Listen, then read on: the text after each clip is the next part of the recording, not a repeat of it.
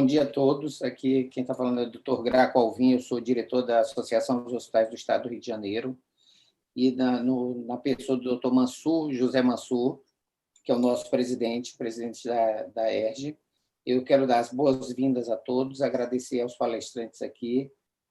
Primeiro, o apoio aí do Dr. Francisco Morato, e que nos apoiou aí através da FBH, o Sérgio Vieira, através da Abrange, e o Dr. Josué Vilar. Nossa preocupação, a ERJ, a gente tem pelo menos 2 a 3 vezes por mês, agora a gente está tentando ver se faz a cada semana, um webinar voltado para as preocupações e para o retorno dessa economia, das preocupações com a pandemia, da parte jurídica, da parte de saúde também, e inclusive da parte administrativa, em termos tanto de serviços públicos como serviços privados. O Rio de Janeiro está passando aí por um grande problema, quer dizer, o Brasil, o mundo inteiro está passando pelo problema da Covid. O Rio de Janeiro parece que existe uma suspeita de um início de uma segunda onda, com a diminuição da quantidade de leitos disponíveis, e a gente encontrou um conceito para se discutir hoje, nesse webinar, que são as perspectivas de saúde nacional. Eu não posso deixar de esquecer ainda do apoio aí do IPMED, tá, que está nos apoiando também, e, mais uma vez, agradecer a presença de todos. Eu gostaria de, em primeira mão, solicitar, dar a palavra para o doutor Adelvânio Francisco Morato, que é o presidente da FBH, é uma pessoa que eu tenho um grande apreço. A FBH é a Federação Brasileira de Hospitais, que também está muito presente durante essa pandemia, ajudando todos os hospitais, inclusive intervenindo aí com o governo federal e com as associações, todas as medidas necessárias para um melhor funcionamento do hospital. E ele, além disso, ele é o presidente também da Associação dos Hospitais do Estado de Goiás. Dr. Francisco Morato, é com muita satisfação e muito orgulho que eu apresento o senhor, a palavra é sua. Muito obrigado mais uma vez por aceitar esse convite. Glauco, muito obrigado pelo convite. Eu quero agradecer também o José Vilar, um grande amigo meu, doutor Sérgio também. Eu quero deixar nosso agradecimento da Federação Brasileira de Hospitais. Está me ouvindo bem? Estamos, sim, ouvindo bem. Perfeitamente. Perfeitamente. Então, quando nós falamos de um debate, perspectiva da saúde nacional, é um tema um pouco amplo, mas a Federação Brasileira dos Hospitais faz questão de demonstrar qual é a principal preocupação deste momento. Eu não diria para você pós-pandemia, mas eu diria o momento atual, o que está acontecendo e como que nós iremos fazer junto a esses hospitais.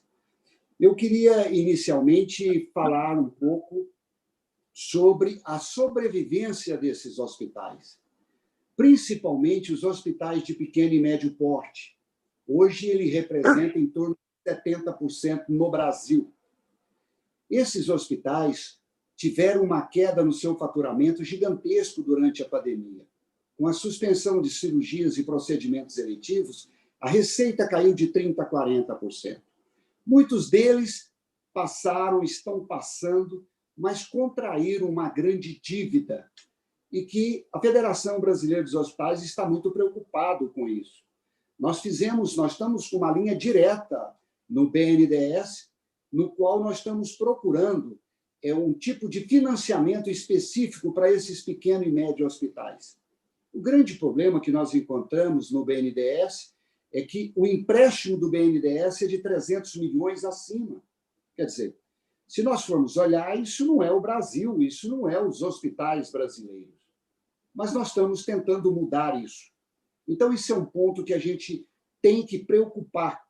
Muitas das vezes, esse pequeno hospital, naquele município mais longínquo, ele é o único atendimento que tem naquela região. Ele é o único atendimento do SUS e o único atendimento privado. Então, se isso vir a fechar, vai ser uma alteração, até mesmo, vamos dizer assim, de alteração da população, de atendimento à população. Então, isso nos preocupa muito e a federação está trabalhando neste viés. Uma outra coisa que a gente precisa entender é que precisa ter um relacionamento público-privado mais acentuado.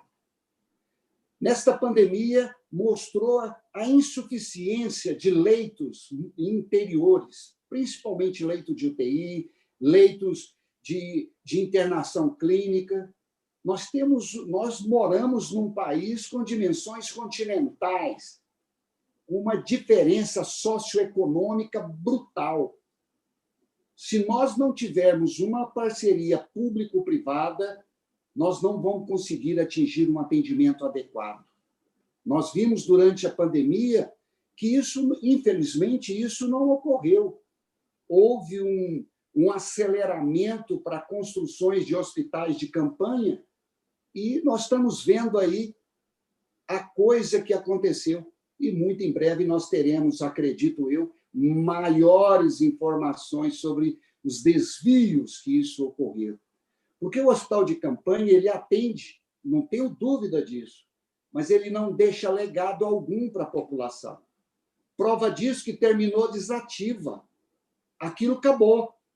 Nós estávamos conversando aqui, o Graça acabou de falar para a gente que o Rio, muitos deles desativaram, hoje está tendo dificuldade no número de leitos. Se nós tivéssemos tido uma parceria público-privado, seria um legado para a população. Né? Também não poderia deixar de falar sobre essa reforma tributária.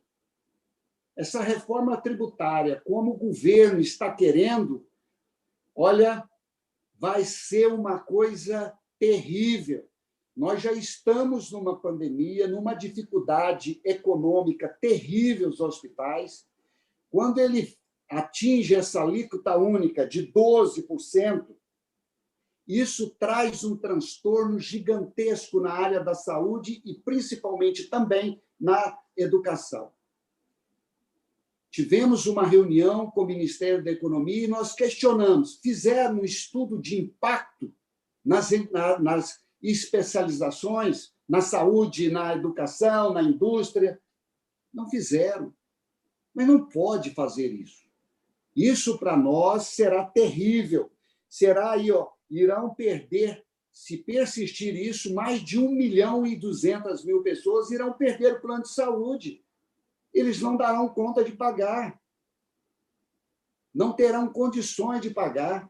Mais uma vez, vai sobrecarregar um SUS que mostrou várias deficiências.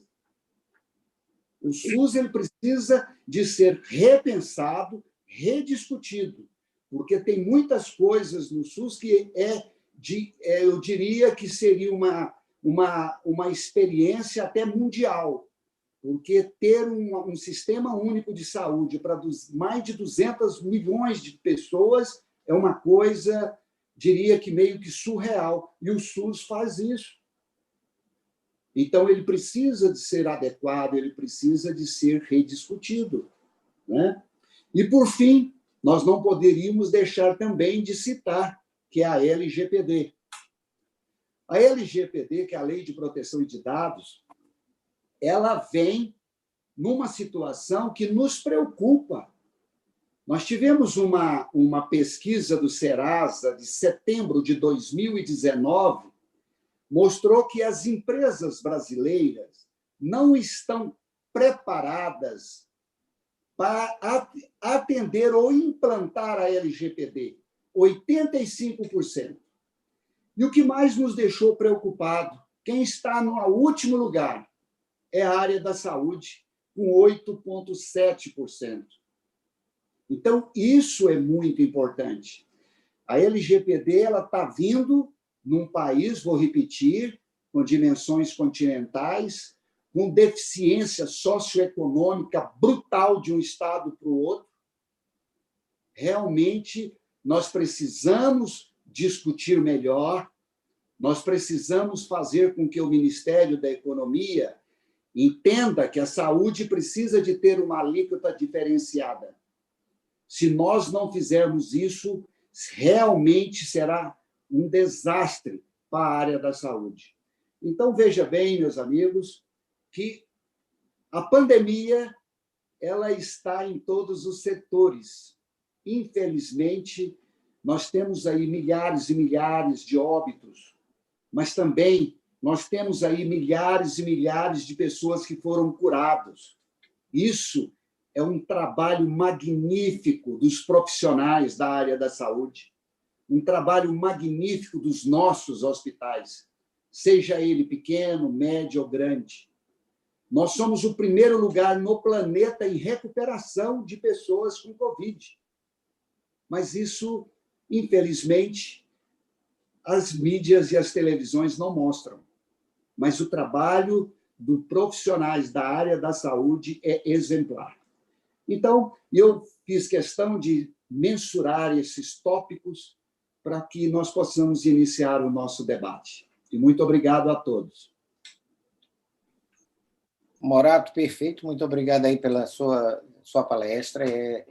Me chama a atenção algumas coisas que você falou, inclusive sobre essa parceria público-privada, que agora, eu acho que, de alguma forma, as associações e as federações elas vão ter que se juntar com esse poder público, já que a gente não tem os hospitais de campanha, porque se essas ondas vierem, a gente tem que estar presente, a gente tem que estar junto aí da sociedade e talvez viabilizar alguma coisa nesse sentido para tratamento, para complementar isso aí, esse trabalho que o SUS está fazendo agora sozinho, né?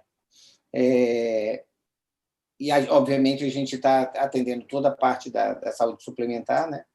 Mas eu acho que aqui a gente tem várias perguntas, e eu queria lembrar a todos que as perguntas elas podem ser encaminhadas, tá, pelo chat, e elas vão ser respondidas no final.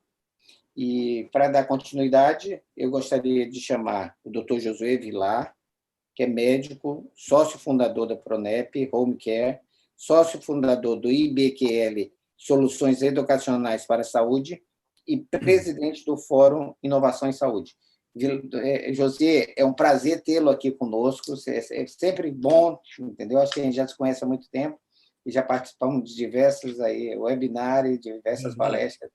A palavra é sua, muito obrigado por aceitar e boa palestra. Eu é que agradeço o honroso convite, Graco. Queria saudar o meu amigo Francisco Morato, meu amigo Sérgio Vieira, agradecer essa gentileza de me convidarem para participar desse encontro para falar um pouco das perspectivas da saúde brasileira e coube a mim também comentar um pouco sobre inovação. Eu acho, sabe, Graco, que nós estamos vivendo um momento singular. E nós temos que aproveitar esse momento. O Brasil profundo, ele se revelou nessa pandemia e mostrou a sua cara, como ele é para todos os brasileiros, para todas as brasileiras. O Brasil é um país muito assimétrico, muito desigual, muito desigual. Nós temos ilhas de excelência na questão no setor saúde, mas nós temos também fragilidades gigantes no nosso setor, em diversos lugares, nos mais diversos rincões do nosso país. Talvez isso tenha sido uma grande vantagem. Essa pandemia pegou geral, como diz a torcida do Flamengo, em relação ao Júnior Baiano, quando ele jogava conosco. E, na realidade, o Brasil se mostrou o seguinte: nós temos um problema para resolver agora, porque um vírus como esse, que apareceu e que ninguém o conhecia, ele se dissemina de forma linear e horizontal, e sem escolher sexo, sem escolher idade, sem escolher cor, sem escolher riqueza ou pobreza, ele pega geral. Então, foi muito bom nesse aspecto que esta revelação pudesse ter acontecido, porque gera uma oportunidade de resolvermos uma questão sanitária no Brasil que está absolutamente fora de controle. O Morato foi muito feliz quando ele falou da relevância das parcerias público-privadas, porque nós, nessa pandemia, eu estou usando a pandemia para mostrar o quanto nós precisamos governar e podemos inovar em muita coisa que pode ser feita, que foi demonstrada. Nós sequer sabíamos, sabe, Graco, quantos respiradores o Brasil tinha, quantos ventiladores, respiradores artificiais o Brasil possuía. E sequer sabíamos aonde eles estavam alocados. Nós não sabíamos quantas pessoas eram qualificadas para tratar pacientes que demandavam cuidados de terapia intensiva. Nós tivemos que aprender a abordar os pacientes graves no caminho. Fazendo isso, eu imagino uma dificuldade imensa de pequenos hospitais no interior do Norte, no interior do Nordeste, no Centro-Oeste, aqui no interior do Sudeste, que não tinham nenhum recurso tecnológico embarcado que permitisse a ele fazer uma abordagem diagnóstica e terapêutica adequada. E, mais do que isso, não tinham pessoas qualificadas para tratar os pacientes. Nós sequer sabíamos como usar os equipamentos de proteção individual.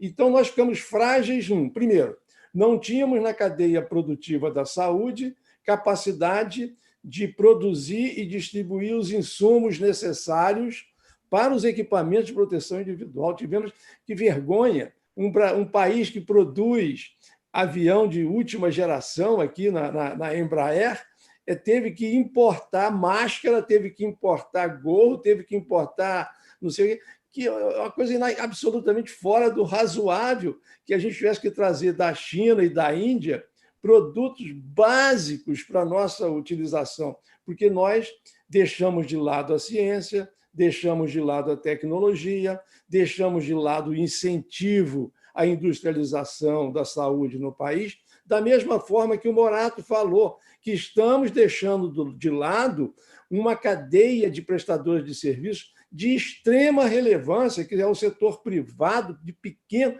Os hospitais brasileiros não são São Paulo, e esquece, São Paulo está bem resolvido. São Paulo está bem resolvido. Nós temos que pensar nos outros 4.000 hospitais Brasil afora aí, que estão fora de São Paulo, desse eixo nosso aqui, do Sudeste e Sul, e que precisam de apoio, precisam ser olhados, precisam ser vistos. É óbvio que tem que ter uma contrapartida nossa também. Nós temos que falar de boas práticas de governança dentro das nossas instituições, e quando eu falo de boas práticas de governança, a melhor definição que eu aprendi ao longo, eu participei de um livro sobre governança corporativa na saúde, que eu coordenei a produção. E, ao fim, depois de tanta gente lá escrevendo e falando, Graco, Morato e Sérgio, eu cheguei à conclusão que boa prática de governança é igual a cada macaco no seu galho. Ponto. Se você souber escolher as boas pessoas para trabalharem dentro dos seus setores, está resolvido o seu problema. No final, o que interessa são as pessoas que trabalham. Então, quando a gente fala de inovação, vamos inovar nas pessoas. As pessoas precisam ter as competências necessárias para exercerem as suas atividades. E competência é conhecimento do que vai fazer, de gestão, habilidade de conduzir os problemas e atitude de liderança. É isso que compõe os componentes das competências individuais, e que talvez falte não somente naqueles pequenos hospitais que nós precisamos melhorar, falta na governança pública e na governança privada geral do Brasil. Nós temos que ter boas práticas de governança, e sendo de top-down, de cima para baixo. As pessoas que estão lá na liderança maior precisam ter. Nós vimos agora um contraditório gigantesco durante a Covid, dos entes federativos batendo cabeça, municipal, estadual, federal, cada um falava uma coisa. Nós estávamos conversando aqui, nós quatro, antes antes de começarmos esse webinar, falando dessa coisa absurda que é a população estar como se já tivesse acabado a Covid, está todo mundo na praia, nos botequins, nos bares, não sei aonde, nos bailes, nas festas, porque a comunicação foi mal feita. Faltou uma comunicação única, que orientasse, que desse credibilidade, que desse segurança às pessoas que estavam tomando a melhor decisão, porque tinha um comando de voz que estava dizendo não faça isso com base nisso, nisso e nisso. Nós não, ficamos dando tiro cada um para um lado, sinais trocados e resultando em 143 mil mortes, que poderiam ter boa parte delas sido evitadas se nós tivéssemos uma governança melhor da saúde brasileira, seja público, seja privado. Sem falar na gestão, óbvio que nós precisamos de gestão de boa qualidade, e a gestão operacional. E aí, quando eu falo em gestão, eu estou falando, eu preciso embarcar tecnologias no meu negócio. Mas quando a gente fala assim, eu preciso embarcar tecnologia, o Morato foi muito feliz. Ele falou assim, olha, vamos lá no BNDES pegar um dinheiro emprestado para embarcar tecnologia, modernizar o meu hospital. Aí os caras só emprestam 300 milhões. Pô, como é que o cara vai... E tem que dar segurança ao patrimônio, tem que dar garantias patrimoniais para poder pegar... Quem é que tem 300 milhões para dar de garantia patrimonial nesses pequenos hospitais que faturam de dia para comer de noite? Porra, está entendendo? Isso não existe. A gente tem que entender que são pequenos hospitais de 60 leitos, 50 leitos, 70 leitos, 80 leitos, que eles são quase que insustentáveis economicamente pelo seu tamanho, mas absolutamente necessários para que possam existir. Esse é um problema de segurança nacional, Graco. Não é um problema simples, assim, deixa quebrar, deixa fechar, não faz falta. Não!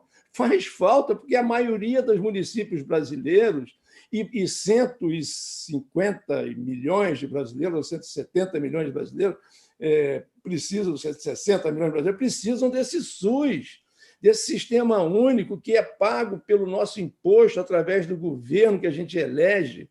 E nós estamos dizendo que a saúde é um problema para a nossa população. Se nós estamos dizendo através das pesquisas todas que são feitas, de que a saúde é um problema para a população brasileira, é obrigação do Estado acolher o sistema de saúde que tem. E ele é formado por estruturas próprias e estruturas privadas que são terceirizadas. Eu contrato leitos privados, no caso de hospitais, ou eu contrato laboratórios, ou eu contrato clínicas de imagem, para prover o brasileiro comum das suas necessidades. E, infelizmente, nós não estamos dando acesso garantido a essa população, contrariando, Graco, o que a Constituição brasileira determina, que é a universalidade de acesso e a integralidade do cuidado. Nós não estamos garantindo isso no setor público para os 220 milhões de brasileiros, e que quase 47 deles têm plano de 47 milhões deles têm plano de saúde, eu posso até te retirar dessa conta de 220 quase milhões de brasileiros que a gente já está chegando, esses 47 milhões. E aí ficariam os 180 milhões de brasileiros, 170 milhões de brasileiros, mas que precisam ser acolhidos. E são nessas pequenas cidades, nesses pequenos locais que a gente precisa inovar. E inovar como? Eu acho que uma grande inovação que nós podemos estar contribuindo é através da telemedicina, sem dúvida nenhuma. A telemedicina precisa ser incorporada como um método de oferta de serviços para as populações que não têm acesso a médicos no dia a dia especializados. Ele tem que ser um suporte, é uma utilização de uma ferramenta médica. Na realidade, a telemedicina é um método utilizado da mesma forma que nós médicos usamos a medicina baseada em evidências, nós passaremos a usar também a medicina baseada em telemedicina. Ou seja, eu tenho uma dúvida no meu diagnóstico, eu tenho que me suporte nessa tomada de decisão à distância. Não é para substituir o médico com teleconsulta ou teleorientação. É um suporte ao médico nas tomadas de decisão para que aquela população possa ter garantido o seu acesso aos especialistas que elas necessitam. Se eu tenho lá no interior da Amazônia uma lesão de pele e eu tenho dúvida se aquilo ali é uma leishmaniose ou não, eu posso perfeitamente recolher um material ali, meter um dermatoscópio ali no clínico que tiver lá naquele interiorzão, lá no Pará, em Oriximiná, em Óbidos, em Terra Santa, e eu passar online por via digital para um centro de telemedicina me dizer se aquilo ali é uma leishmaniose cutânea ou não, o que eu faço, qual é a orientação, se eu colho material, para onde eu mando. É usar a tecnologia para isso. Mas isso precisa ser suportado, financiado pelo governo, porque o ente privado, essa é óbvio, eu não estou falando dos gigantes aqui de São Paulo, do Rio, do Sul, não. Também no Nordeste tem muito gigante, no Centro-Oeste tem muita gente rica, eu sei disso. Mas a maioria da população desse Brasil profundo que a gente viu agora não tem esse acesso. E nós precisamos inovar através da qualificação das pessoas, da oferta tecnológica e de garantia de financiamento fácil. Eu não estou dizendo que é dar dinheiro de graça, mas eu preciso desburocratizar o financiamento. Você sabe que o pai da Mafalda morreu ontem, e uma das tirinhas que eu mais gostava da Mafalda, aquela bonequinha argentina, é que ela ganhou uma tartaruga, e ela botou a tartaruga na casa e batizou a tartaruga. E aí uma amiga dela chama, como é o nome dela? Chama Burocracia, é o nome da tartaruga, porque ela é de uma lentidão tão grande para cruzar a sala que ela deu o nome de Burocracia à tartaruga dela. Nós precisamos acabar com essa burocracia que lentifica o acesso e aí não garante o cuidado integral que a população brasileira precisa. Eu acho que nós temos 4 vertentes para encarar de forma bastante intensa: a governança, a gestão, o financiamento e a qualificação e capacitação profissional. São processos que precisam ser revistos e qualidade de pessoas que precisam ser melhoradas através de incentivos para que as instituições hospitalares possam qualificar, especialmente a sua enfermagem, que tem muito pouco acesso, o técnico de enfermagem, o enfermeiro. Eu nem estou falando do médico, porque o médico ainda consegue fazer alguma coisa com os recursos próprios dele. Mas o pessoal nosso de enfermagem, que fica o dia inteiro no hospital, trabalhando, prestando serviço, esse é o pessoal que nós vamos qualificar, é a ele que nós entregamos o nosso paciente, a nossa tecnologia e a nossa gestão. Então, eu acho que está na hora de pensarmos de forma muito intensa, e ficou muito claro nessa pandemia que nós precisamos qualificar as pessoas. Se fizermos isso, já inovamos bastante. Graco, muito obrigado pelo tempo. José, muito obrigado.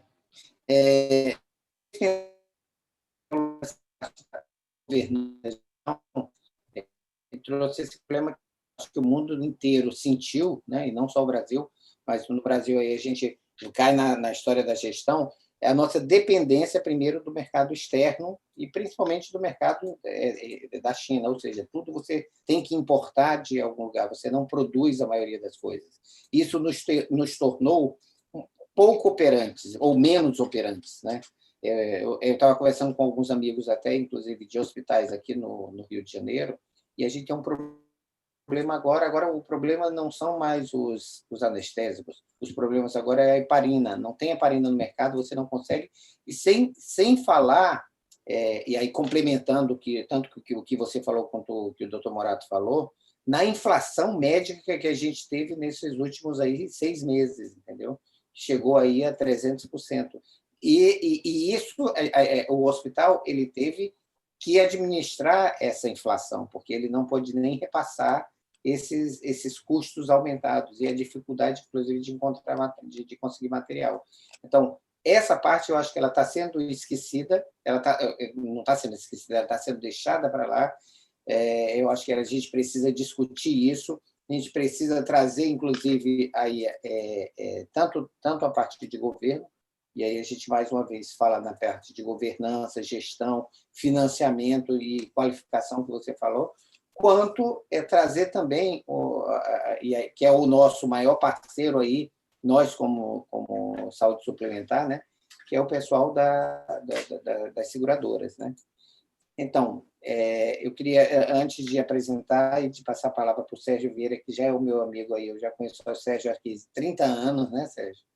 A gente já está aqui. Não tem a cidade, não, Bravo. A gente era criança. Mas antes de passar isso, eu queria só falar que o doutor Ferri, infelizmente, não vai poder participar hoje, ele teve um problema pessoal e não vai estar presente. Mas quero apresentar o Sérgio, doutor Sérgio Custódio Vieira, médico pós-graduado em ginecologista e obstetrícia, MBA em saúde pela FGV, presidente da Abrange Rio de Janeiro e Espírito Santo, consultor de operadoras de plano de saúde, membro do Conselho Nacional de Saúde, CNS, e participante de diversas câmaras técnicas da ANS e diretor da Sinange.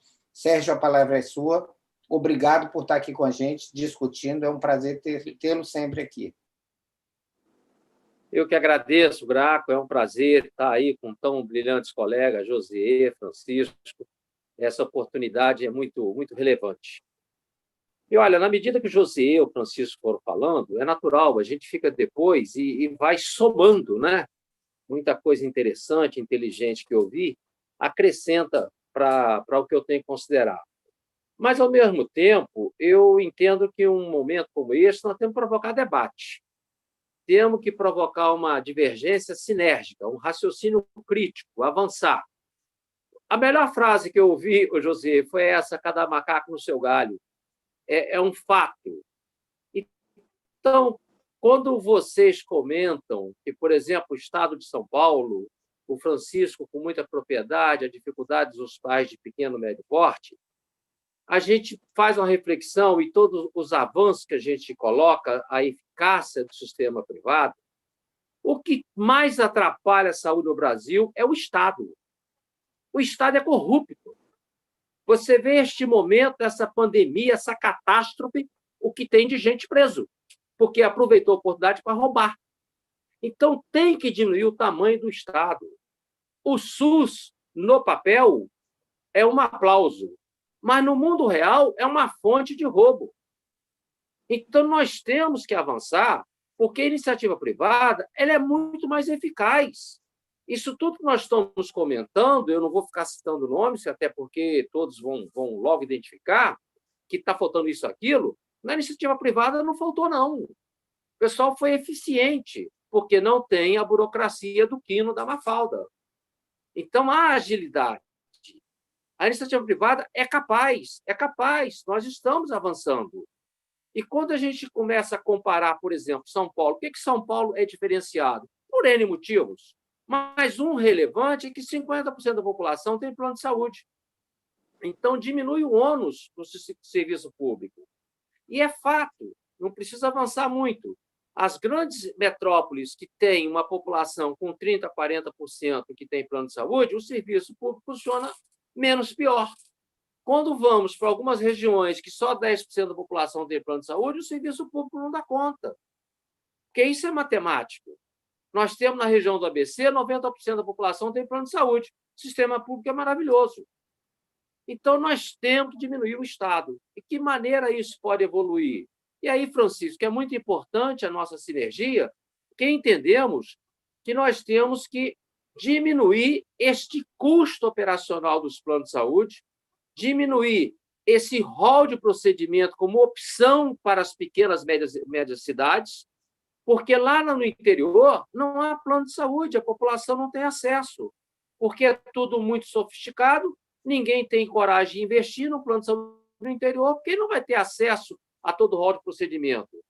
Está na lei uma subsegmentação de plano de saúde. Isso iria viabilizar muita coisa. Até alguns hospitais teriam coragem, vamos colocar assim, de ter seu plano próprio, que é uma alternativa, desde que não tenha esse risco monstruoso que existe hoje.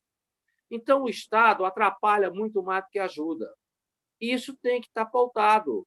O SUS é bacana, mas não funciona. É uma fonte de corrupção. A parceria público-privada, que foi bem citado pelo Francisco, funcionaria muitíssimo melhor se delegasse a pessoas, de fato, que estão no mercado através de iniciativa privada, e não essas ONG de fachada, e aparece, de repente, Salvador da Pátria, que eu sei fazer gestão e vou fazer gestão dos hospitais públicos. Isso não existe. Nós temos que terceirizar para a iniciativa privada e que a gente tenha a competência de gerir isso com um custo menor, e aí vai ser uma negociação, vai avançar. Mas o Estado atrapalha muito mais. Uma outra questão também que merece a nossa abordagem, Francisco bem colocou, por que os hospitais estão em dificuldades de pequeno e médio porte? O José fala muito disso. É pelo custo fixo. Antigamente, se tinha um hospital, você podia sustentar um hospital na pequena cidade. Hoje, o custo fixo, tributário e exigência disso e daquilo inviabilizou. Talvez tenha melhorado tecnicamente a exigência, mas no mundo real fechou porta, fechou leito. Então, nós teríamos que pensar que isso precisa ir de um lado contrário para as pequenas e médias cidades. A reforma tributária vai aumentar o custo do serviço de saúde da maneira que está sendo colocada. Óbvio que vai aumentar o fechamento de leitos, porque ninguém vai conseguir se manter com o aumento da carga tributária. Então, eu acho que nós temos que pensar numa segmentação de plano de saúde, diminuir a participação do Estado, porque no momento que você aumenta a iniciativa privada, você tem que ter um sistema S de saúde. Nós falamos aí em treinamento, o Josier coloca isso com muito conhecimento. O que é o sistema S nosso? Nós contribuímos para o sistema S do comércio. A saúde contribui para o comércio. E o que o sistema S do comércio no Rio de Janeiro, em questão, demonstrou? Todo mundo preso, o Estado presente financiando corrupção. Nós teríamos que ter uma contribuição do sistema S de saúde, para ter treinamento, para ter capacitação profissional. Aí nós financiamos o sistema S do comércio, nada contra, mas para fazer curso cabeleireiro, garçom, o que é também importante. Mas aonde está o segmento da saúde? Então, nós temos que abraçar mais que somos capazes, aceitar mais desafios, que o Estado nos entregue através de parceria público-privada, de terceirizações, mas, de fato, não para a ONG, para nós que somos empresários capacitados e estamos demonstrando no dia a dia que somos capazes de gerir. Bom, eu vou fazer uma pausa aqui para a gente prosseguir, tem outras anotações, e numa outra oportunidade, Graco, a gente coloca mais algumas reflexões. Sérgio, muito obrigado. Agora vamos às perguntas, né? Eu vou começar com uma pergunta para o doutor Francisco Morato. Doutor Francisco Morato, o senhor falou sobre a parte aqui da reforma tributária e que 1.200.000 pessoas elas perderiam os seus planos de saúde, né? Então, quantos hospitais privados entrariam em risco com essa nova reforma tributária? Olha, Graco, eu diria o seguinte, a gente primeiro tem que ver o impacto que isso vai gerar. Nós sabemos que o número, quando eu falo em torno de 1.200.000 pessoas irão migrar para o SUS, é por falta de condições de pagamento. Porque se isso for, como nós vimos o doutor Sérgio falando, perfeitamente correto, o custo fixo de um hospital independe da quantidade de atendimento ou de qualquer tipo de fator hospitalar. Ele está lá. Se ele foi usado ou não, ele tem que pagar aquilo. Se eu faço essa reforma tributária como o governo está querendo, eu vou sair de um percentual de PIS e COFINS que gera em torno de 9 ponto alguma coisa para 15 ponto alguma coisa. Quer dizer, isso é inaceitável. Então, isso vai fazer com que muitas instituições fechem. E nós temos um grande problema. Nós temos os pacientes crônicos, os pacientes cardiopata, oncológico, renais crônicos, hipertenso, diabetes, por aí vai. Esses pacientes são atendidos nesses pequenos e médios hospitais com uma alta resolutividade. Corre o risco destes pacientes terem que migrar para o SUS. E, mais uma vez, o doutor Sérgio foi correto, o SUS ele não suporta o que tem. Imagine se migrar mais restante de pessoas em regiões onde não tem atendimento privado, não tem assistência a planos de saúde. Então, o número de leitos fechados vai ser extremamente relevante E para alguns interiores, eu diria, como o nosso grande amigo Josier colocou, será uma calamidade pública, porque nós não teremos atendimento nessas regiões. E nós temos que entender isso. Nós não podemos discutir apenas grandes hospitais ou grandes centros da saúde. Nós temos que discutir o Brasil como um todo. E nós vimos as colocações e eu acho que extremamente correto.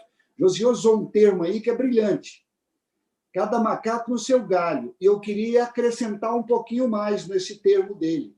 Quem quebra galho é macaco gordo. Nós precisamos colocar pessoas competentes e não pessoas que é parente ou é amigo ou não sei o quê, que criou e que vai salvar a pátria. Não vai salvar a pátria. Vai salvar a pátria quem conhece o tema, conhece o setor e sabe a dificuldade que todos eles atravessam. Muito obrigado.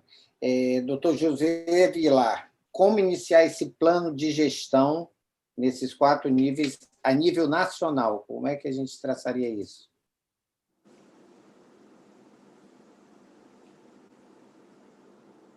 Você está no mudo, José. José, você está aí. Saí do mute. Graco, eu tenho tido a oportunidade de conversar bastante sobre esse tema.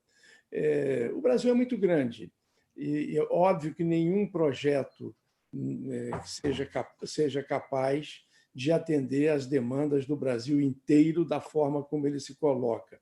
Nós temos muitos Brasis dentro de cada Brasil, dentro do nosso Brasil. Então, eu acho, Graco, que a gente teria que fazer alguma coisa com um projeto piloto. Vamos escolher uma região para fazer a integração, começar pela integração da informação. Eu acho que o básico de qualquer processo de gestão é a informação correta, para que eu possa tomar uma decisão. Então, eu não mudo nada se eu não tenho capacidade de medir o que eu faço. Eu vou fazer na base da intuição, vamos fazer uma mudança para lá ou para lá, se eu não tiver métricas. Então, eu precisaria escolher uma cidade, uma região metropolitana, ou uma pequena região, não importa. Decidamos o espaço físico que a gente quer fazer, mas façamos um projetinho piloto que integre a informação básica. Então, a informação básica, hoje, Graco, eu tenho o sentimento que nós já temos, isso é mundo real, a capacidade da inteligência artificial, dos algoritmos presentes. Graco, nós todos aqui, eu, você, o Morato, o Sérgio, se nós deixarmos de pagar 20 centavos no imposto de renda, o cara do imposto de renda sabe que eu deixei de pagar 20 centavos e me manda uma notificação. Então, se é possível, e hoje o meu imposto de renda deste ano que nós estamos, eu já recebi ele pré-pronto. Eu fiz lá a minha certificação digital e eu recebi ele pré-pronto para fazer pequenos ajustes das coisas que eram variáveis somente, porque o basicão já estava todo lá. A Receita Federal já sabe de tudo da minha vida, rigorosamente tudo da minha vida, porque cruza dados bancários, todos os dados são cruzados pela Receita Federal. Nós poderíamos ter uma base de dados única para a saúde brasileira, para verificar, não só, olha, veja bem com relação ao paciente. Eu sou paciente que tem um plano de saúde porque trabalho numa empresa A. E essa empresa eu trabalhei ali durante 10 anos, e durante 10 anos eu fui ao médico que o plano de saúde me oferecia. Lá estão os meus dados médicos. Aí eu perco meu emprego naquela empresa A e vou para ficar de um ano, ou um tempo qualquer, desempregado e vou para o SUS. Então, eu fico no SUS sendo atendido pelo médico que eu me registrei e estou lá sendo atendido por ele.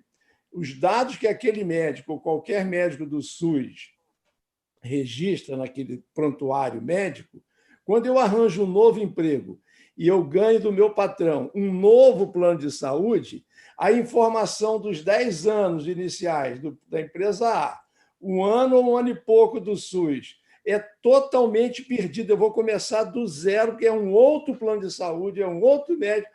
Olha, veja o desperdício de dinheiro que é jogado no lixo por falta de uma integração mínima da informação. E isso é em todos os níveis, Graco. Então, respondendo a essa pergunta, se queremos começar a fazer um processo de gestão de boa qualidade, o primeiro passo é ter uma informação correta para tomadas de decisão adequada. Façamos isso numa região pequena. Deu certo, integrou o público com o privado, na base de dados única, de coisas de informação. Isso não tem nada de confidencial do ponto de vista resguardando-se a Lei Geral da Proteção de Dados, que foi citado pelo Morato. Se eu fizer um banco de dados, a ANS podia ser esse depositário, ou o Ministério da Saúde, não importa, que um órgão de governo determinado, com seriedade, com credibilidade, para armazenar as informações que pudessem ser compartilhadas. E aí eu vou crescendo na informação para chegar na gestão operacional.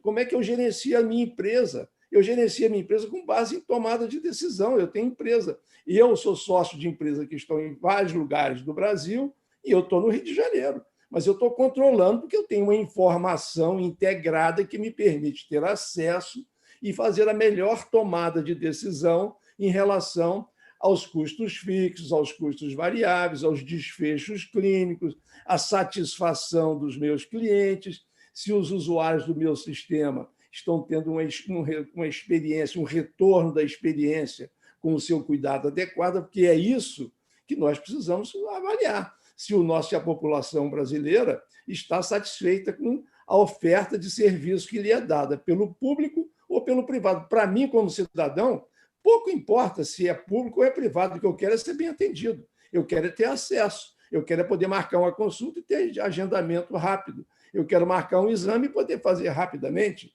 eu quero precisar fazer um procedimento, eu tenho um hospital para fazer. Se aquele ente que está me atendendo é público ou é privado, para mim é indiferente como cidadão, eu quero é ter o meu problema resolvido. Para isso, a gente precisava integrar isso de uma forma adequada, com a informação correta, e aí eu precisaria fazer um pilotinho para poder mostrar que isso é possível. Esse, talvez, Graco, seja a grande oportunidade que a gente está tendo. O Graco, era um absurdo eu não saber se uma cidade tinha ou não respirador. Como é que pode isso, Graco? Numa epidemia, nós não sabemos se tem equipamento, se tem monitores naquele hospital, se não tem, se eu posso entrar. Graco, nós não sabíamos sequer quantos leitos hospitalares o Brasil tem de verdade, quantos leitos de UTI o Brasil tem de verdade, porque o CNES informa uma coisa, mas se você for aqui no Hospital dos Servidores do Estado do Rio de Janeiro, ou em qualquer hospital público do Rio de Janeiro, federal, ele tem lá 700 leitos declarados no CNES. Você vai contar, não tem 200, está entendendo? Porque o SUS paga pouco, o diretor do hospital faz o quê? Reduz o número de leitos para poder atender a demanda que ele tem. É óbvio, ele não é fábrica de dinheiro, ele tem que atender. E aí ele reduz os leitos. E a gente, então, tem, hoje, uma informação totalmente distorcida que precisa ser melhorada, precisa ser qualificada para eu poder fazer uma entrega de melhor qualidade. Então, a gestão, o primeiro passo da gestão é a boa informação. É o que eu respondo para o nosso amigo que perguntou. Muito obrigado. Sérgio, você falou sobre a segmentação aí, talvez, dos planos de saúde, e a pergunta seria o seguinte: existe um impacto nessa judicialização dos planos de saúde, mesmo quando você vende por segmento?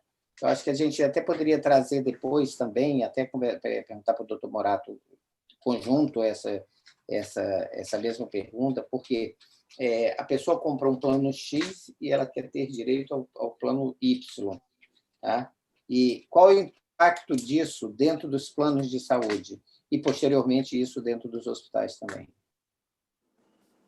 A judicialização é preocupante, sem dúvida nenhuma, ela cresce, a gente vê advogados preconizando o impasse, a procura da judicialização, mas, ao mesmo tempo, quando eu falei da segmentação de plano de saúde, eu pensei nas pequenas e médias cidades. E, ironicamente, bom, isso não é irônico, isso não é engraçado, não. E, razoavelmente, nas pequenas e médias cidades não tem judicialização. Talvez porque a justiça conviva com o problema de fato, sabe de fato o que é aquela situação ali naquele local, um pequeno plano de um pequeno hospital, uma pequena cidade. Ali não tem nenhum arquimilionário querendo enriquecer, negando o exame. Então, ali não há uma judicialização que possa danificar a operação do plano de saúde, é muito menor. Por isso que nós defendemos a subsegmentação, entendemos que ela é viável, é possível e é uma saída para as pequenas e médias cidades. O sistema de saúde não é só plano de saúde, não, o hospital também. Se tiver uma oferta da iniciativa privada, o hospital vai até levar os avanços tecnológicos para o interior. Porque levar avanços tecnológicos para o interior para prestar serviço para o SUS, ninguém quer. Então, eu acho que a judicialização não é um problema. Ela existe, preocupa, mas não é um obstáculo que a gente deva recuar em função da judicialização, não.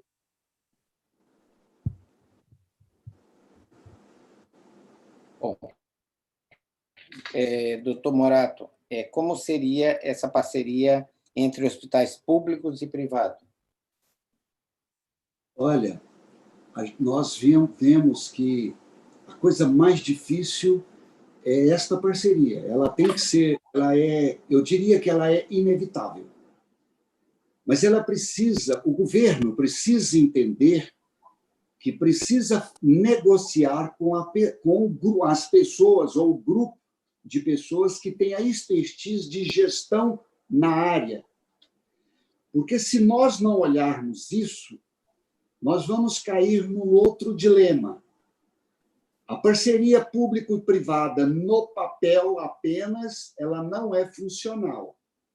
Ela vai degrinir uma imagem que eu considero um sistema privado extremamente qualificado em relação ao público com algumas deficiências, mas também não tão, vamos dizer assim, também qualificado, mas com algumas deficiências. Eu acho que essa parceria iria somar. Agora, precisa de ser muito bem discutida. Precisa de entender que o objetivo principal é a população. Se nós entendermos isso, a parceria pública e privada será extremamente coerente e extremamente saudável. O que não pode é que, quando chega uma parceria público-privada, o governante, seja ele municipal, estadual ou federal, ele já chega com uma rotulação de valores. Ele já chega com uma rotulação de quanto ele acha que pode gastar. Mas ele não fez um estudo de impacto do que ele quer e do que o hospital vai gastar. Então, eu sempre falo, uma discussão como essa, nós temos que deixar as armas em casa e ir com ela serena, porque nós temos que entender o seguinte: nada vai ser melhor para mim e pior para você. Será melhor para as duas coisas, tanto o público quanto o privado. E quem vai sair ganhando com isso é a população. Perfeito. Doutor José Vilar, quais são os principais... O senhor falou da telemedicina e o doutor Morato ele falou sobre a LGPD. Quais são os principais desafios a serem enfrentados pelas organizações de saúde para a completa adequação da GBD, inclusive dentro da telemedicina? Esse é um desafio, viu, Graco? Eu tenho o sentimento que esse talvez seja o maior desafio que a gente tem, é fazer uma correta adequação das exigências da Lei Geral de Proteção de Dados, aquilo que nós habitualmente sempre fizemos de uma maneira informal.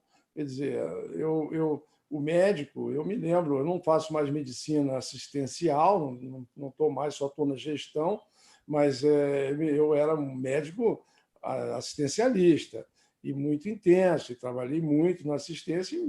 Na época, antes dos WhatsApps e dos celulares, era o bip, a toda hora eu tinha que atender no bip, ia lá, atendia o telefone, ia ligar de um orelhão ou de algum lugar para conversar com o paciente e orientá-lo sobre coisas a fazer. Tudo de maneira muito informal. Agora, a gente vai ter que tomar alguns cuidados, porque a legislação garante a confidencialidade da informação, você tem que ter muita segurança. Por exemplo, não caberia eu, nesse momento, estar aqui atendendo por telemedicina a um paciente sem o meu headphone aqui, para impedir que qualquer pessoa que estiver circulando aqui no meu entorno estivesse ouvindo o que o meu paciente está falando. Então, a gente tem que ter uma segurança da informação, garantir essa segurança de que ela vai estar armazenada num local adequado, a confidencialidade dos dados, o compartilhamento dessa informação, tem que haver o consentimento das pessoas para que isso aconteça.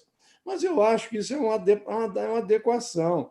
Em um momento, isso vai acontecer. Já o sistema financeiro já faz isso, vários setores da telefonia. Enfim, a gente vai ter que, em algum momento, incorporar essas tecnologias, telemedicina, baseado na Lei Geral de Proteção de Dados, e isso, como tudo na vida que é novo, é imperfeito. Certamente aqui e acolá vão surgir exageros, pessoas processando por isso, por aquilo. Isso é normal, isso vai acontecer. Mas chegará um momento em que isso vai se transformar numa rotina das nossas vidas, especialmente num país tão grande.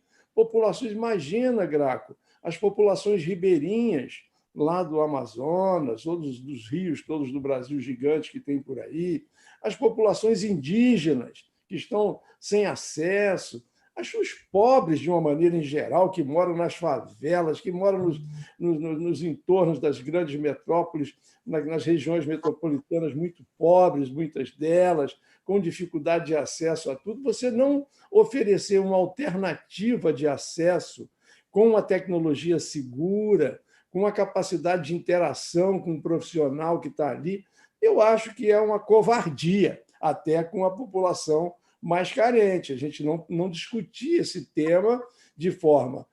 como o Morato falou, tem que ser uma coisa que seja equilibrada, que não seja para que eu ganhar, você tem que perder. Não é assim que tem que ser tocado esse negócio. Porque eu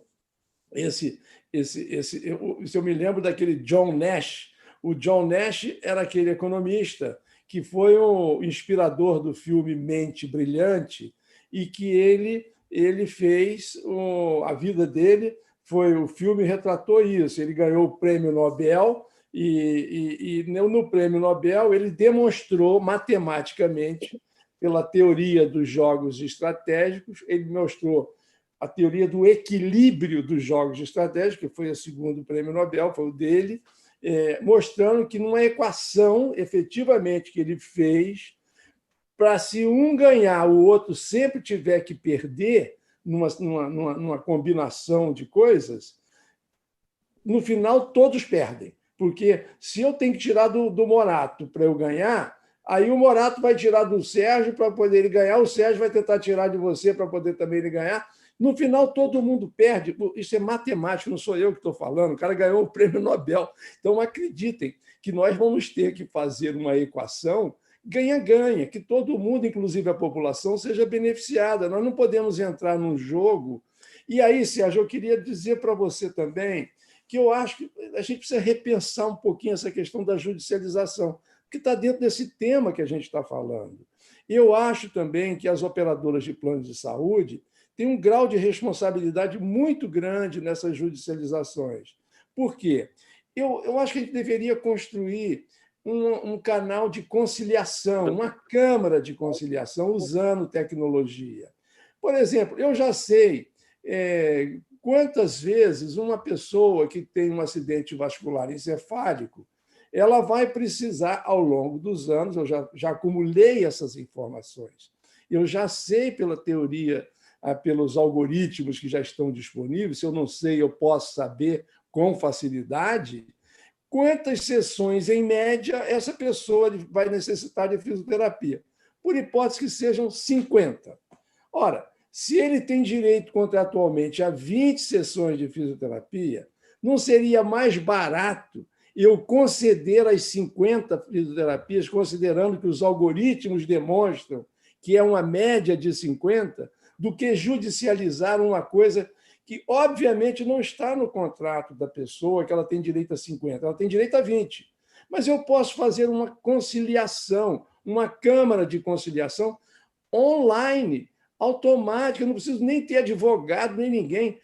Os algoritmos conversam entre si, diz, analisa o caso e diz, para essa pessoa eu autorizo, e isso daí é confidencial. Não haverá extensão do direito pelo fato de ter concedido, porque nas câmaras de conciliações consensadas pelos tribunais de justiça, aquilo que é decidido ali não é por extensão direito de todo mundo, é para aquele caso específico. Então, eu acho que também nós temos que, nos planos de saúde, abrir a cabeça e dizer assim, caramba, tá bem, eu tenho um contrato. Os advogados vão lá e falam, não dê, porque se der para esse, todo mundo terá direito. Não é assim. Não é assim.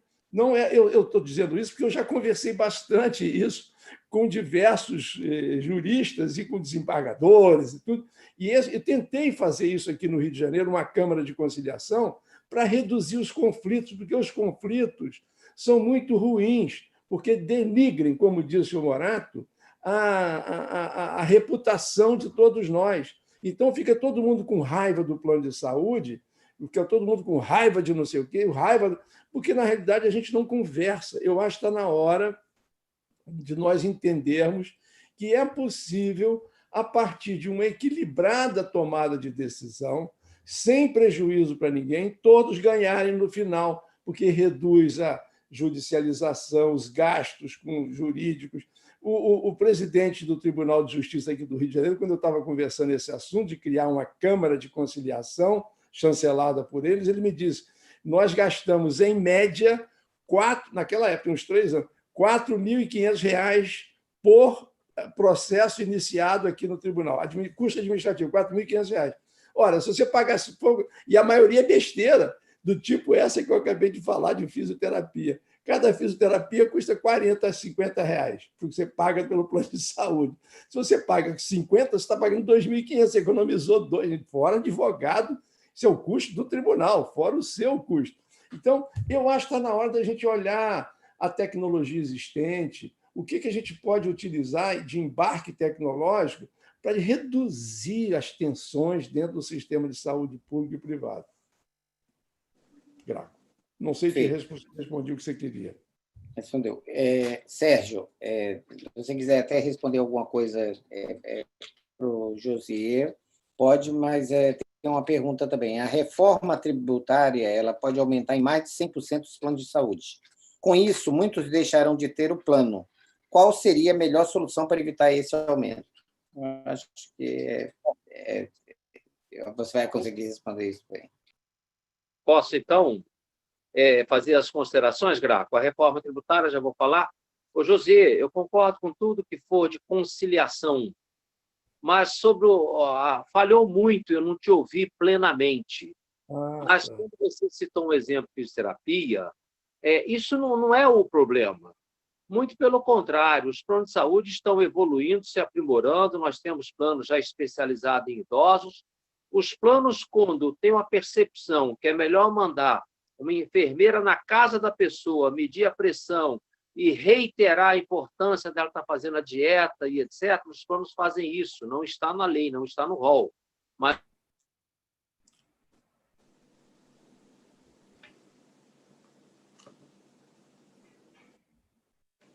certo.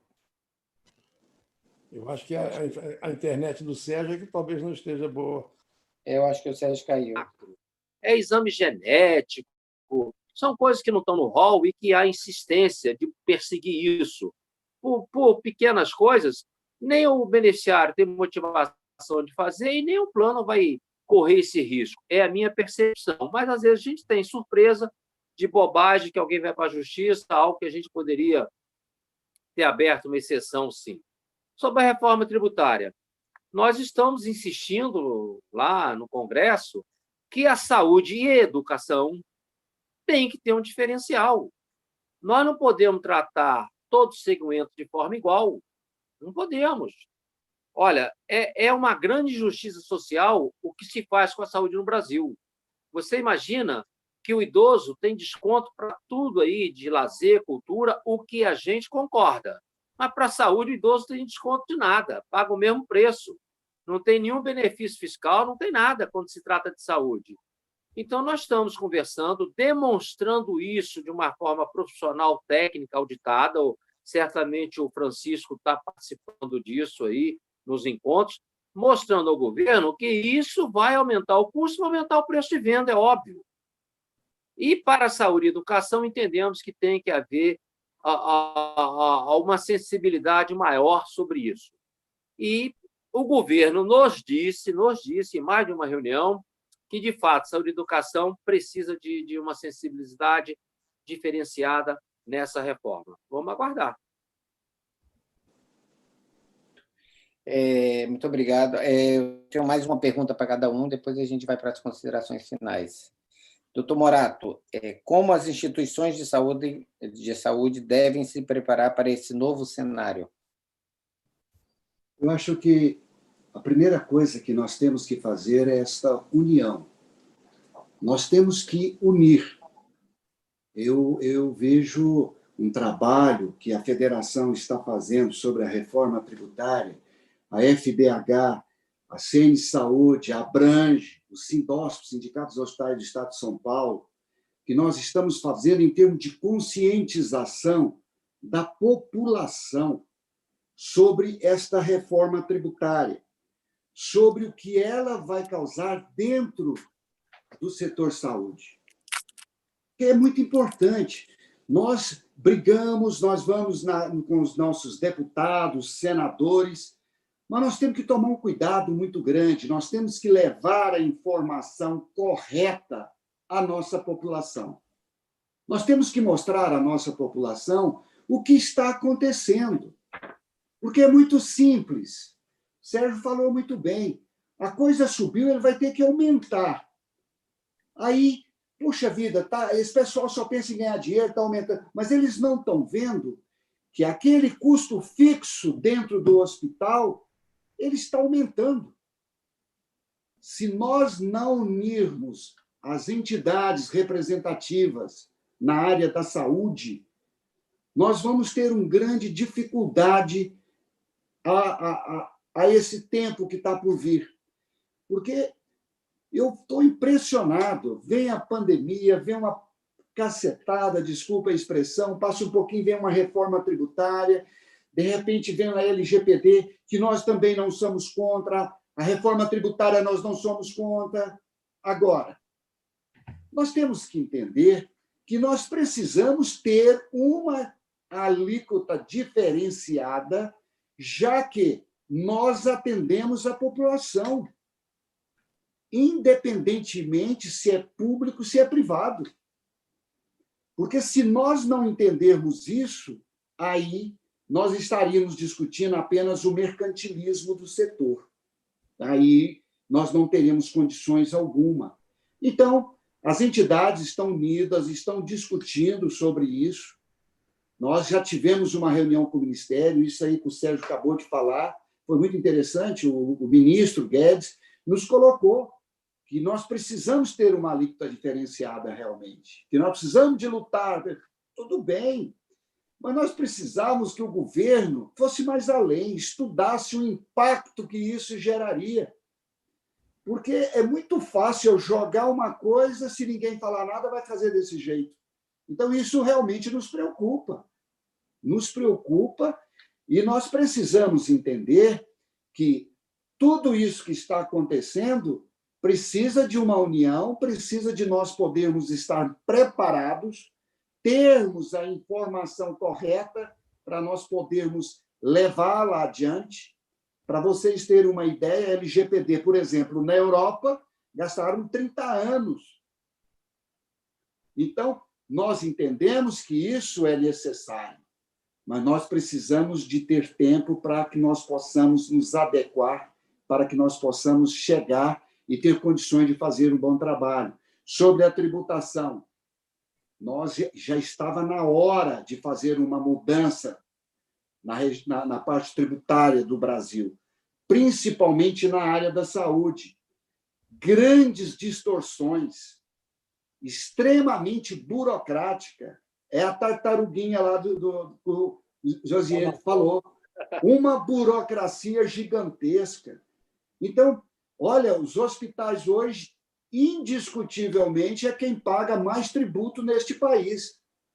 Você pode procurar qualquer outra empresa aí, quem paga mais tributo é os hospitais. Então, olha, nós somos um dos maiores fornecedores de emprego deste país. Nós pagamos a maior taxa tributária deste país. Atendemos a população do país. Prova disso a pandemia, esse trabalho brilhante que todos os hospitais fizeram. Precisa de ter uma diferenciação. Precisa de entender que isso não é econômico, é para a população. Porque se nós não fizermos isso, realmente nós vamos chegar numa situação difícil. Hoje a saúde atinge um PIB nacional em torno de quase 10%. Precisa de ser discutido com diferenciação. Não tem outro jeito. Né? Basicamente, eu acho que é isso. Muito obrigado. Eu tenho uma pergunta agora para o... Posso fazer um pequeno comentário para corroborar com o Francisco? Pode sim. Francisco, concordo tudo que você colocou e um pequeno comentário. O sistema de saúde privado ele tem uma receita anual de cerca de 200 bilhões de reais. Na cadeia tributária, o plano paga o hospital, o hospital paga o fornecedor, paga o insumo. Na cadeia tributária, isso gera cerca de 30 bilhões de reais. Nós financiamos o SUS. Isso tem que aumentar, isso não pode diminuir. Nós temos que aumentar a nossa participação na sociedade e não regredir. Desculpa, Graco, vai lá. Perfeito. Eu tenho agora uma pergunta para o doutor Josier. A reformulação do SUS com a implementação do PHM, Population Health Management, que é o gerenciamento da saúde da população, não traria mais retorno para o SUS do que aumentar o imposto, em vista que aumentar imposto aumenta a demanda do SUS e, com isso, mais gasto com os hospitais públicos? Não tenho dúvida. Eu acho que a gente tem que implementar um programa de gestão de saúde populacional, mas é aquilo que eu estava falando, Graco. Talvez a gente devesse, porque quando nós propomos isso, implementar um novo produto, seja no setor público, seja no setor privado, a primeira reação, seja do gestor financeiro público, seja do executivo do setor privado, será que isso é um novo custo que eu estou implementando ao meu negócio? Tantas experiências já foram feitas e que, na realidade, vieram como salvadoras, e depois você acaba incorporando mais custos e mais dificuldades de manter o seu padrão. Então, eu acho que a ideia de começar qualquer coisa dessa tem que ser começada com um programa piloto. Nós não podemos querer fazer isso nacionalmente, começar logo gigante. A ideia é que, no futuro, todo o Brasil, toda a população possa ser gerenciada com os seus dados de saúde, mas a gente tem que construir essa base de dados. É uma base de informação que parte de 3 premissas. Primeiro, as informações de natureza genética. Eu preciso saber quais são os seus dados genéticos. Como é que foi a sua história familiar, se você tem prevalência de doenças crônicas, se você tem prevalência de câncer na sua família, se você tem prevalência de diabetes, de hipertensão, enfim, eu preciso conhecer um pouco o seu perfil genético para que eu possa dar previsibilidade ao futuro seu.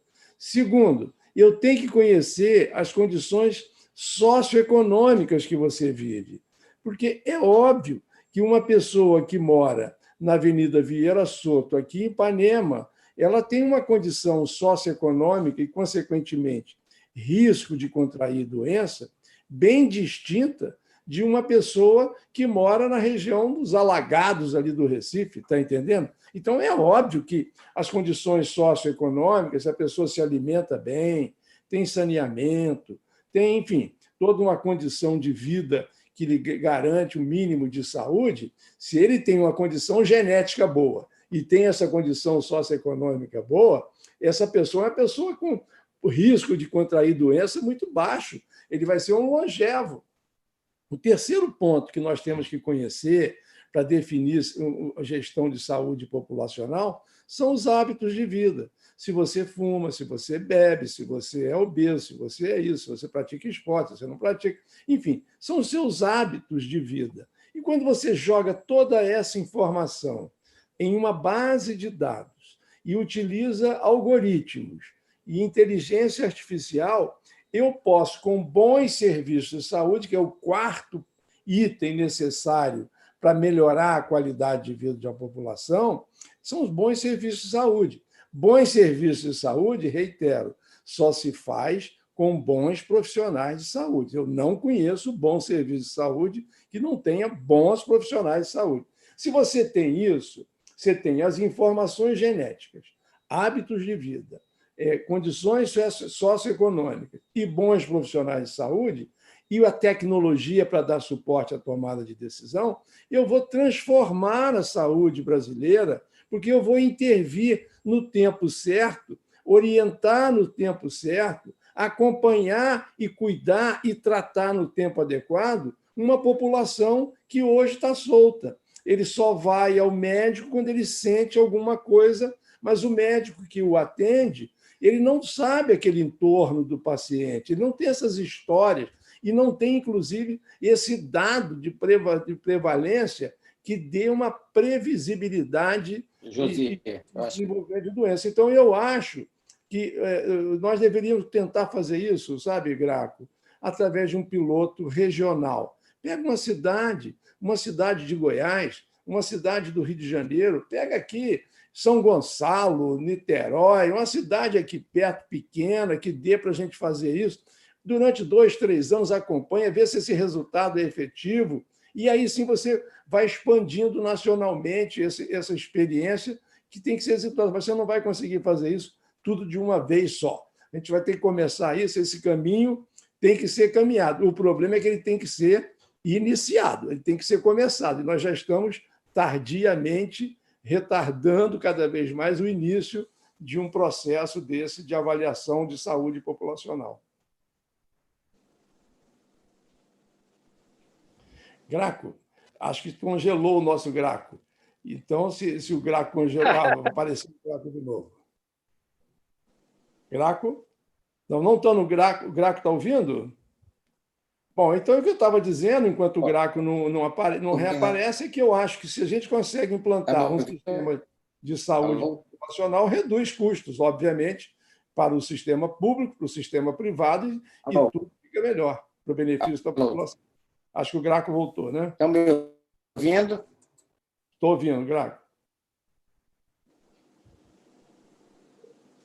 Bem, eu não sei se o Graco está voltando, não sei se teríamos... Estão me ouvindo bem? Estamos ouvindo. Então, Daniel, eu acho... Uma pergunta para o Sérgio.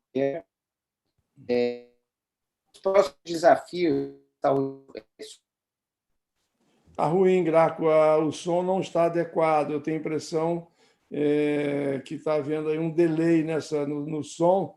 Daniel, se você estiver aí dando suporte, seria bom dar uma olhada no som do Graco. Não está legal.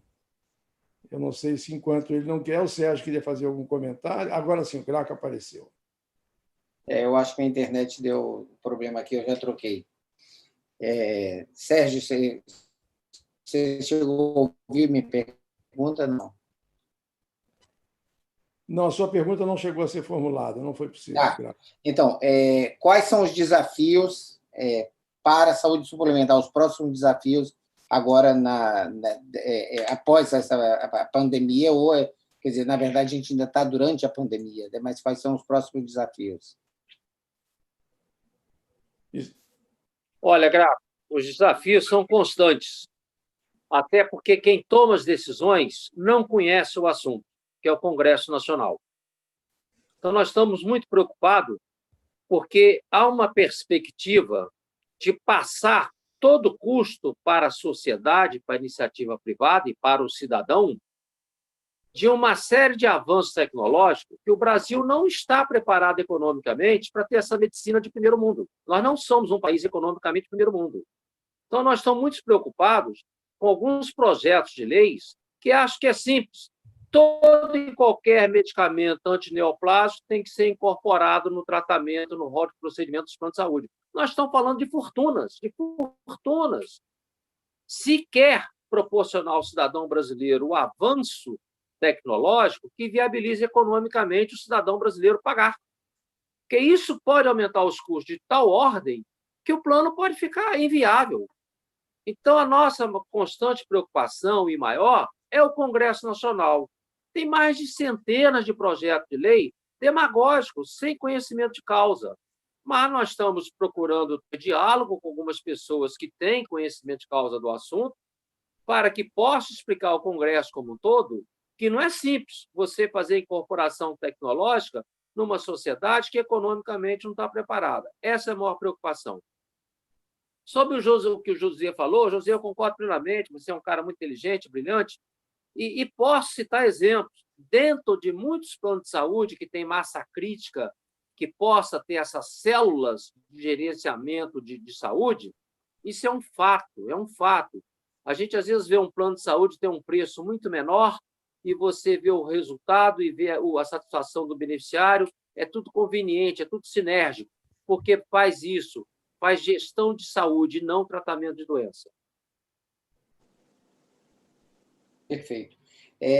Eu gostaria, primeiro, de agradecer a todos vocês, aos nossos ouvintes, ao doutor Francisco Morato, ao doutor José Vilar, ao doutor Sérgio Vieira, em nome da Associação dos Hospitais do Estado do Rio de Janeiro, na pessoa do doutor Mansur José Mansur, dizer que foi brilhante esse webinar. Eu acho que a gente está saindo daqui mais rico em aprendizado, em experiência. Eu não posso deixar... Eu vou passar a palavra para cada um de vocês para fazerem as considerações finais, e eu não posso deixar de agradecer também ao Daniel Velasco, que propôs essa parte daí de tecnologia de informação e nos conseguiu colocar a gente ao vivo aqui, né? E além da ajuda, da grande ajuda da Alessandra e do Davi Becker, que tem ajudado a gente incessantemente na promoção desses eventos. Então, muito obrigado a todos. Doutor Morato, é um prazer tê-lo aqui, a palavra é sua. Obrigado, Graco. Um grande abraço ao meu grande amigo Mansur José Mansur, Velasco, Quintela. Eu quero parabenizar a associação por esta iniciativa e parabenizar o José, parabenizar o Sérgio.